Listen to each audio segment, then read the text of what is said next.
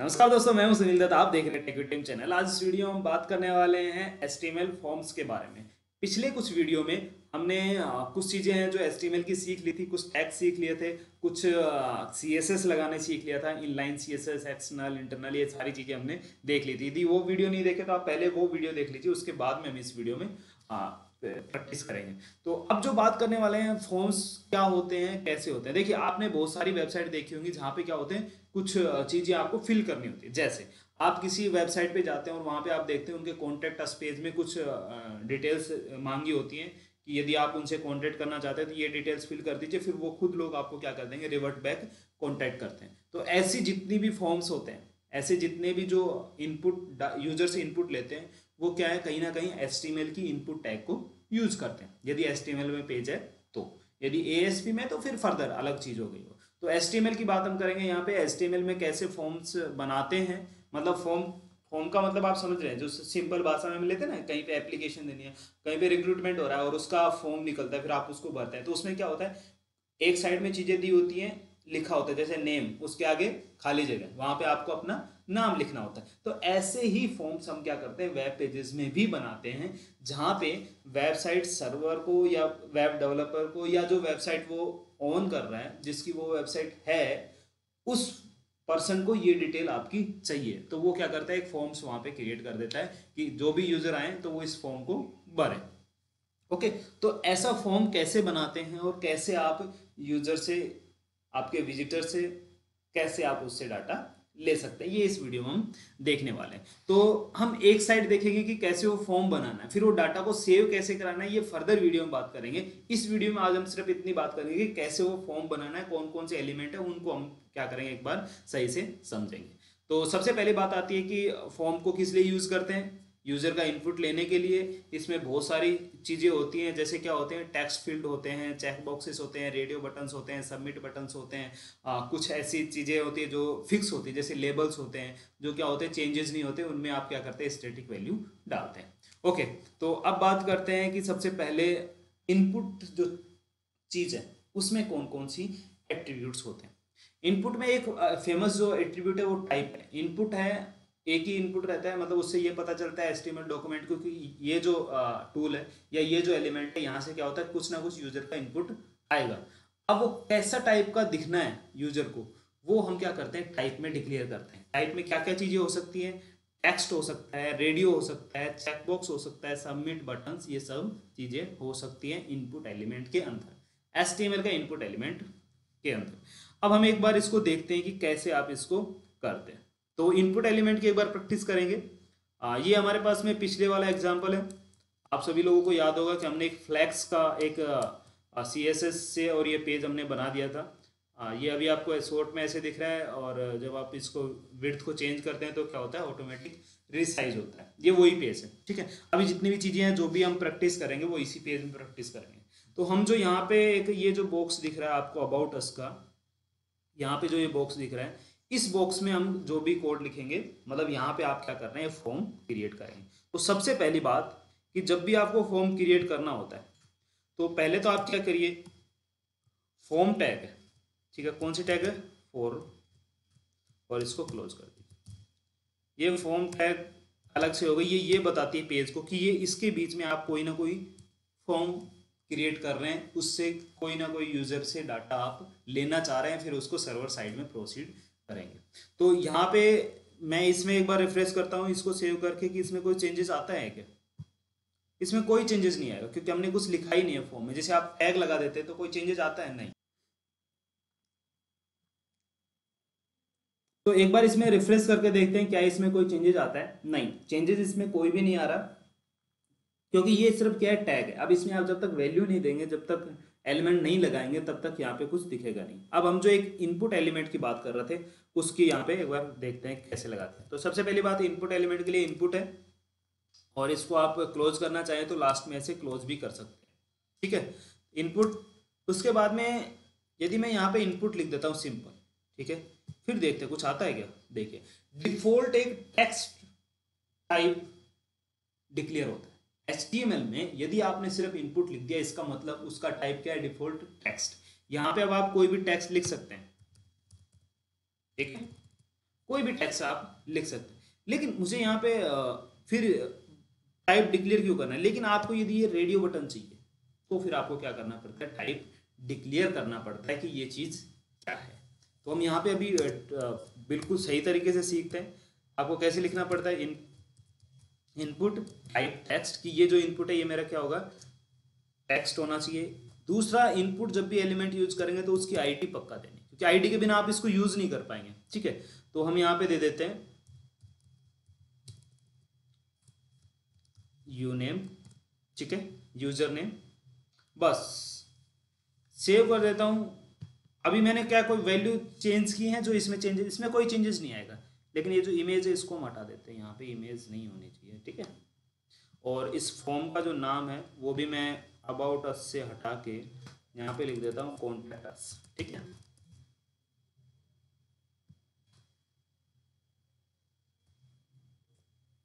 Okay. अब जो बात आती है कि इसमें जब भी कोई इस फॉर्म को फिलअप करेगा, जैसे आप इस फॉर्म को फिलअप कर रहे हैं, तो आपको क्या पता है कि यहाँ पे क्या लिखना चाहिए? नेम, नेम लिखना है। लेकिन आपको पता ही नहीं यहाँ पे नेम लिखूं या सरनेम लिखूं या मोबाइल नंबर डालना है। इसलिए क्या करते हैं हम यहाँ पे कोई चीज़ यहाँ पे लिखते हैं ना। आपने जब भी देखा हो तो यहाँ पे लिख रहता है नेम, फिर यहाँ फिर ईमेल, फिर ऐसे, है ना? ऐसे आपको क्या होता है, अलग अलग बॉक्सेस होते हैं। तो वो कैसे आपको लगाने हैं उसके लिए क्या है, आप लेबल यूज करते हैं। क्या यूज करते हैं? लेबल। अब लेबल जो चीज़ है, लेबल एलिमेंट्स जो है उसको कैसे यूज करते हैं एक बार वो देखते हैं। यहाँ पे जहाँ पे आपने इनपुट लगाया था उससे पहले हम क्या करते हैं? लेबल। लेबल भी एलिमेंट है, इसका भी ओपन क्लोज कर लेते हैं।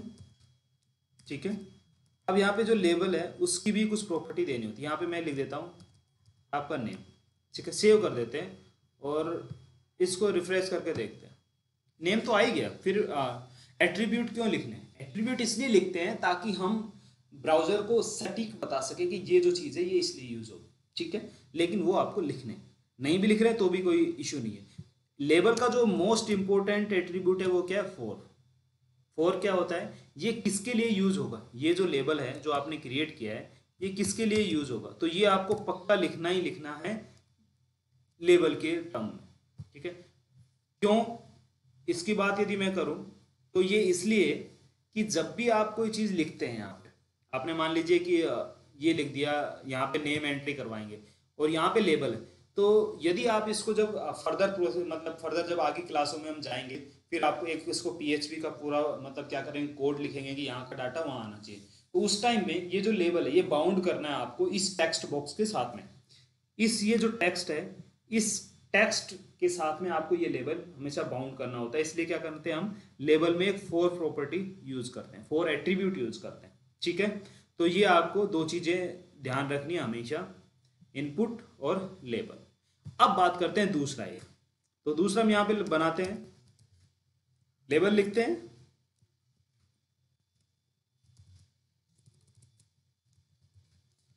और क्लोज करते हैं और यहाँ पे फोर लिखेंगे। लेकिन फोर तो मैंने अभी कुछ इनपुट लिया नहीं, तो पहले हम क्या करते हैं, इनपुट ले लेते हैं। इनपुट और टाइप टेक्स्ट, टेक्स्ट और इसकी आईडी दे देते हैं। आईडी जरूरी है, मैंने बताया था कि आईडी आपको पक्का देनी ही देनी है। और इनपुट की आईडी क्या है? Email, close. और यहाँ पे अब हम फोर में लिखेंगे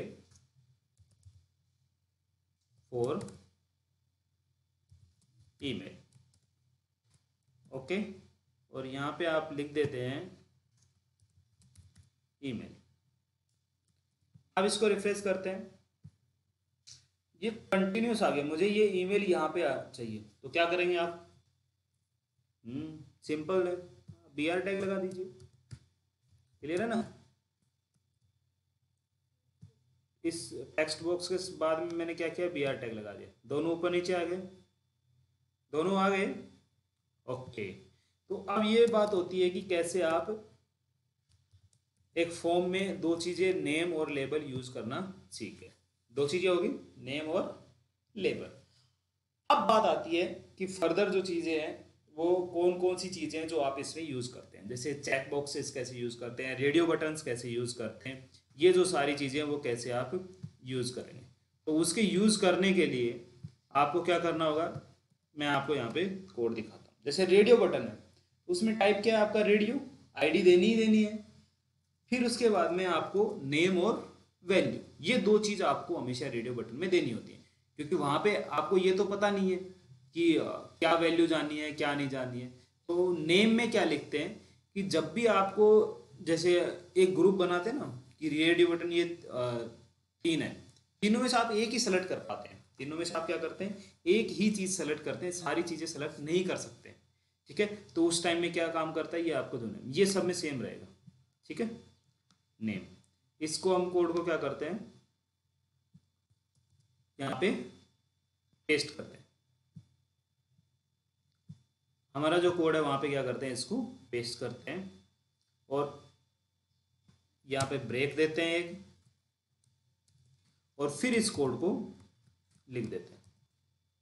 ठीक है, कोड में लिखा क्या है, वही है, लेबल ही है, सिर्फ हमने रेडियो जो एलिमेंट है, रेडियो जो बॉक्स है, उसके लिए ये चीज़ें लिखी है। तो कैसे लिखी है ये आपको समझ में आना चाहिए।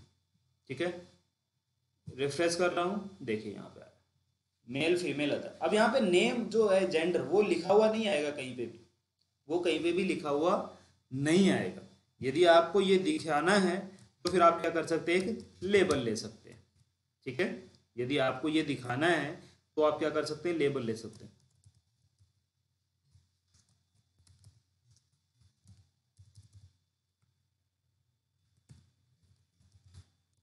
ओके, क्या रिफ्रेश कर दें, ओके, सेलेक्ट योर जेंडर आ गया। उसके बाद में यहाँ पे एक बी आर देंगे तो ज़्यादा अच्छा रहेगा। तो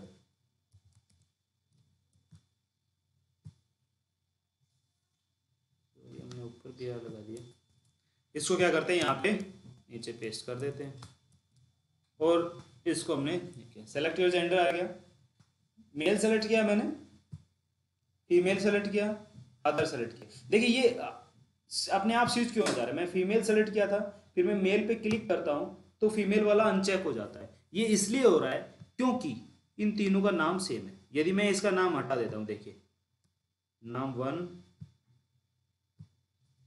2 3, अब क्या चेंजेस आते हैं ये एक बार देखते हैं। रिफ्रेश किया, यहाँ पे कुछ चेंजेस नहीं आ रहे, मैंने यहाँ पे सेलेक्ट किया, यहाँ पे भी सेलेक्ट कर लिया, यहाँ पे भी सेलेक्ट कर लिया। अच्छा, इनका जेंडर 1 1 हो गया ना। तो मतलब क्या होता है कि ये जो नेम है ये आपको हमेशा क्या रखना है, जो एक ग्रुप बनाते हैं वो ग्रुपिंग क्या करता है, आपका ये जो नेम है ये करवाता है, जो आपका ये नेम लिखते हैं ना, ये ग्रुपिंग करवाता है। जैसे जेंडर का एक ग्रुप हो गया, फिर उसके बाद में आप यदि चाहें तो अलग अलग चीज़ें जो है वो बना सकते हैं कि कौन सा डिपार्टमेंट है, ये क्या है, वो क्या है, तो उनका क्या कर सकते हैं आप, अलग अलग एक चेक बॉक्सेस या रेडियो बटन यूज कर सकते हैं। रेडियो बटन और चेक बॉक्सेस क्या होते हैं, आप चेक बॉक्स की बात करते हैं। तो चेक बॉक्सेज और रेडियो बटन में आपने देखा होगा, चेक बॉक्स मतलब वो जो स्क्वायर वाला बॉक्स आता है। एक बार मैं आपको यहाँ पे बना के दिखाता हूँ, जस्ट एक बार हम क्या करते हैं, एक चेक बॉक्स आपको मैं बना के दिखा देता हूँ। चेक बॉक्स में भी कोई चीज़ नहीं है, बस सिंपल सेम यही है। देखिए मैं इसी को आपको कॉपी कर लेता हूँ, ये इनपुट को, बस यहाँ पे जो रेडियो लिखा है ना, इसको हम क्या कर देंगे, चेंज कर देंगे, इसको क्या कर देंगे, चेंज कर देंगे, और यहाँ पे क्या लिख देंगे, चेक बॉक्स लिख देंगे जहाँ पे रेडियो लिखा हुआ है, क्योंकि रेडियो का मतलब रेडियो बटन है और चेक बॉक्स का मतलब चेक बॉक्स है। तो यदि मैं यहाँ पे चेक बॉक्स लिख देता हूँ तो फिर क्या है, देखिए यहाँ पे एक चेक बॉक्स आ गया, यहाँ पे क्या आ रहा है, एक चेक बॉक्स आ जाए। ठीक है, तो ऐसे क्या करते हैं आप, चेक बॉक्स क्रिएट कर सकते हैं। अब यहाँ पे जेंडर 3 है इसलिए ये ऐसे आ रहा है, हम इसको जेंडर 3 नहीं देते हैं और यहाँ पे लेते हैं फेवरेट कलर। ओके, अब आप इनको सेम वैसे ही कर देते, जेंडर को जेंडर ही कर देते। फिर हम चेक बॉक्सेस भी अलग अलग लेके देखेंगे, मतलब मल्टीपल चेक बॉक्सेस ले लेते हैं हम।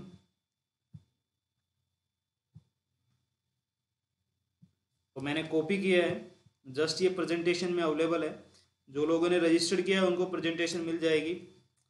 और यहाँ पे मैं जस्ट व्हीकल का लिया हुआ है इन्होंने, ठीक है। तो हम क्या करते हैं, व्हीकल के बारे में ही यहाँ पे देख लेते हैं।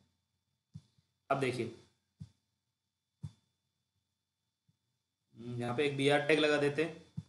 देखिए ये आपको खुद को डिज़ाइन करना पड़ता है अपने हिसाब से, ये आपको करना नहीं पड़ेगा, मैं जस्ट आपको इसलिए सिखा रहा हूँ ताकि कहीं पे जब आप कोड देख रहे हो तो आपको समझ में तो आए कि ये इन लोगों ने क्या किया हुआ है, ठीक है। देखिए यहाँ पे I have a bike, I have a bike, I have a bike, मतलब तीनों सेलेक्ट हो रहा है, ठीक है। तो यदि ऐसा क्यों हो रहा है, क्योंकि यहाँ पे देखिए हमने क्या किया हुआ है, व्हीकल 1 2 3 किया है। तो यदि इसको व्हीकल कर देंगे सिर्फ, तो क्या ये भी रेडियो बटन की तरह काम करेगा, देखते हैं। I have a bike, I have a car, I have a boat, हमने तीनों को अलग अलग चीज कर दिया, फिर भी क्या कर रहा है, ये एक ही काम कर रहा है। आईडी भी एक दे देते हैं, ठीक है। कुछ लोगों को लग रहा है कि आईडी देने से एक बार चेंज करके देखना चाहिए, ये डाउट मेरे भी आते हैं, ठीक है। तो अब हम क्या करते हैं, यहाँ पे कर लेते हैं, तीनों चेक हो रहे हैं, मतलब रेडियो बटन वाली चीजें नहीं आ रही इसमें। इसमें क्या है, रेडियो बटन में जैसे एक चीज सेलेक्ट किया और दूसरी ऐसे हो जा रहा है, अलग अलग चीजें हो जा रही हैं, ऐसे इसमें नहीं होंगी आपको, ठीक है। चेक बॉक्सेस इंडिपेंडेंट चीज है, जैसे टेक्स्ट बॉक्स है, इसका इस टेक्स्ट बॉक्स के साथ में कोई रिलेशन नहीं है, वैसे ही चेक बॉक्सेस क्या होते हैं, अलग अलग होते हैं, ठीक है।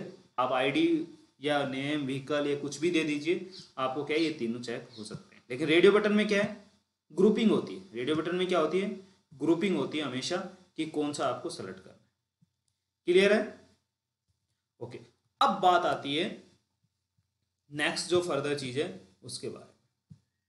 तो फर्दर जो चीज है वो क्या है, कि जब आप ये फॉर्म आप फिलअप करवा रहे हैं, ये आप फॉर्म फिलअप करवा रहे हैं किसी से भी, तो उसके बाद में उसको कहीं एक बटन तो मिलना चाहिए जो वो अपनी जो वैल्यू है वो क्या करे, सबमिट करे। मतलब आप चाहते हैं कि वो डाटा आपके सर्वर पे सेव हो, तो सर्वर पे सेव करने के लिए मतलब वो क्या हो गया, एक एक्शन हो गया। वो क्या हो गया, एक एक्शन हो गया कि यूजर आपके सर्वर पे डाटा सेव करना चाहता है जो उसने इस फॉर्म में फिलअप किया। तो सेव करने के लिए आपको उसको क्या, कोई ना कोई एक टूल देना पड़ेगा जिसपे वो क्लिक करे या जिसपे वो कोई भी परफॉर्म करे तो वो क्या हो जाए, सेव। तो उसके लिए HTML में बटन बनाए गए, बटन भी सबमिट बटन, ठीक है। बटन में भी क्या है आपका सबमिट बटन, आपको पहले से डिक्लेयर करना पड़ता है कि ये सबमिट बटन है, ठीक है। क्या होते हैं आपके बटन डिक्लेयर कर सकते हैं कैसे, अब यहाँ पे हम एक बार इसको देख लेते हैं। तो जस्ट कुछ नहीं है, आपको सिर्फ क्या करना होता है, यहाँ पे इनपुट टाइप में ही आपको सेलेक्ट करना होगा, input type equal to submit, okay. और फिर मैं यहां पे दे देता हूं इसकी वैल्यू, सॉरी इसी में देते हैं, वैल्यू भी एट्रीब्यूट है, वैल्यू भी क्या है, एट्रीब्यूट है, सबमिट, और मैंने क्लोज कर दिया यहाँ पे इन्वर्टेड को। अब इसको सेव करते हैं और एक बार हमारे पेज में रिफ्लेक्शन देखते हैं क्या आता है। यहाँ पे एक बटन आ गया, सबमिट बटन आ रहा है, एक बटन क्या है, सबमिट बटन यहाँ पे आ गया। अब हम इसको यहाँ से थोड़ा सा क्या करते हैं, यहाँ जो बी आर टैग हमने लगाए हैं इन बी आर टैग को हटा देते हैं ताकि ये और ऊपर आ जाए आपका, ठीक है।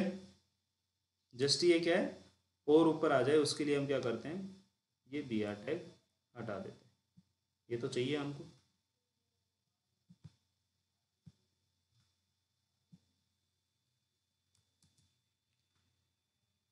अब ये वैल्यू यदि मैं सबमिट करूंगा, मान लीजिए मेरे पास में बटन भी आ गया, इस बटन का भी स्टाइल कर सकते हैं, आपने स्टाइल वगैरह सीखा है, सेम वही CSS यहाँ पे लगती है, स्टाइल, बैकग्राउंड, कलर, वो सब आप लगा सकते हैं, उसमें कोई चेंजेस नहीं है। सभी HTML को जो इनपुट है उनमें सब में ये चीज़ें सेम आती हैं, ठीक है।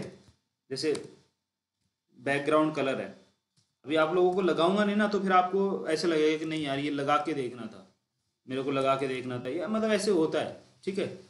तो इसलिए क्या है, आपको मैं लगा के बताता हूँ कि कैसे आप लगा सकते हैं। मैं रेड लगा देता हूँ, और उसके बाद में क्या सही है मेरा कोड? सही है, बट मेरे को यहाँ पे एट्रीब्यूट हमेशा किस में, कॉलन में लिखना है, ये चीज आप ध्यान रखिएगा।